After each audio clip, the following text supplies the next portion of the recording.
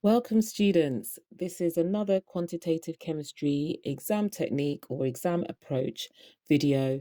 This video will be focusing on the AQA Combined Science Trilogy course, paper 1 topic on relative atomic mass and relative formula mass. This video is aimed at foundation tier in particular, but it could apply to foundation tier or higher tier students. I recognize that I've been neglecting some of the foundation tier students in the last 3 videos.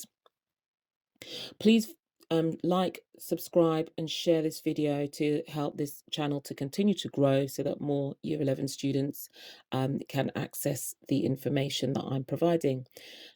Just like in previous videos, I'm going to show you the exam question approach, the 4-step process that I think will support you and ensure your success in any exam, not just the sciences. But if you want to find out more details, please feel free to play back any of the videos previously found on this playlist. You can pause the video now and have a read if you would like, or you can continue to the next step. So what is RAM, or relative atomic mass? Please note the symbol notation A with a subscript R that also basically means relative atomic mass. So the first thing to recognize is this is a relative scale of mass of every atom. Okay, so this is why it's called the relative atomic mass. You would have been introduced to it when you were first looking at the periodic table as the mass number, but its full name is the relative atomic mass, just to confuse you with atomic number. Step 2, key thing to recognize is that it's just like any other scale, it has a standard reference point, and its standard reference point is a carbon-12 atom because it has 6 protons and 6 neutrons, so you can easily compare other atoms to it. So just like in the temperature Celsius scale, there is a reference point, and it's based on the melting point and boiling point of water. So 0 degrees Celsius is the melting point of water, and 100 degrees Celsius is the boiling point of water. We also have a reference point in relative masses of atoms, and that is the carbon-12 atom. So the relative atomic mass for an element also takes into account any isotopes that exist for that particular element.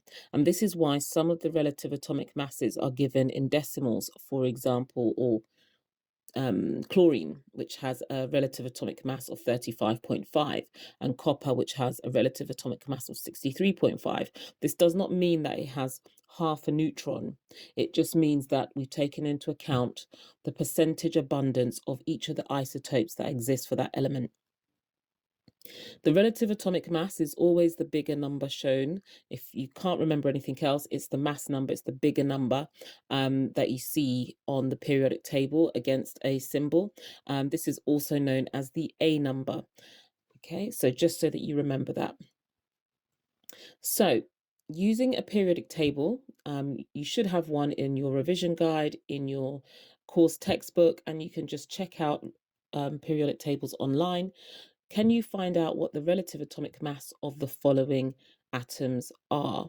You can pause the video now and write those down, and then you can check in just a moment. So hopefully you can see that these are the answers, these are the correct answers, and these match the bigger number that you see next to these elements symbols in the periodic table.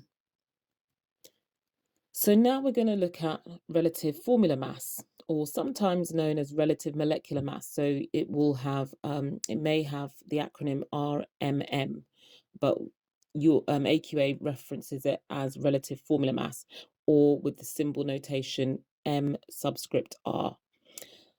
So this is the relative formula mass of molecules. So when we're talking about something more than just one atom. And this is the sum of all the relative atomic masses of all the atoms in the molecule.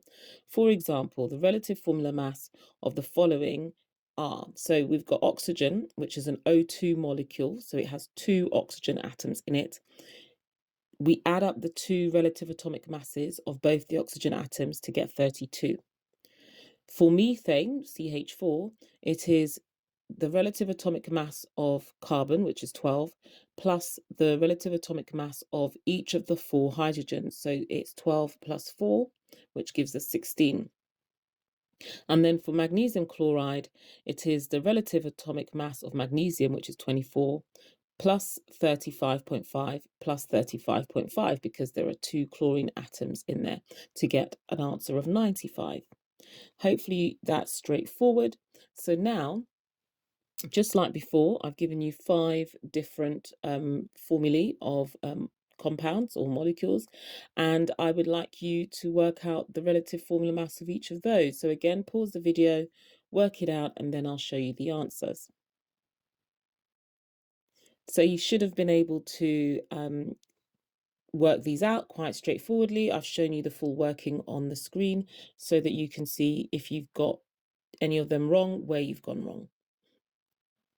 Now, lastly, I'm going to give you this exam question. So this is a very simple exam question that's found on the foundation paper. Again, try and answer it and pause the video, and then I'll reveal the answers. So as you can see, those are the 2 answers, and I've also given you a snippet from the examiner's report.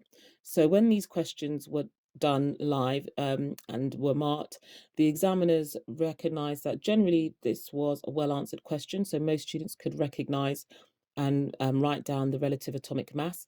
A common incorrect answer of the mass number was they had given the atomic number. So they'd given the Z number or the smaller number. So just don't make that mistake.